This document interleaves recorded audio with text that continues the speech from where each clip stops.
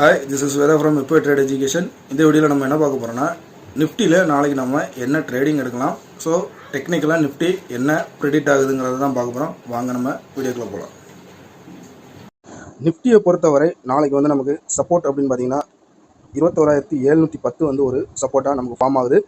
So இதுக்கு மேலே நாளைக்கு வந்து நமக்கு ஓப்பனிங் ஆச்சுன்னா ஃபஸ்ட்டு ரெசிஸ்டன்ஸ் வந்து 21,819 21,860 நமக்கு வந்து ஒரு ரெசிஸ்டன்ஸ் சூனாக இருக்கும்.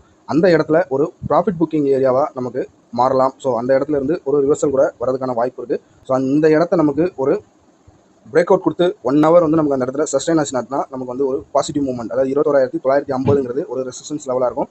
ஸோ ஆப்ஷன் பையர்ஸ் வந்து 21,700 காலையும் 22,000 புட்டையும் நம்ம வாட்ச் லிஸ்ட்டில் வச்சுக்கலாம். அது நமக்கு ஒரு பெனிஃபிட்டுக்கான ட்ரேடாக அமையலாம்.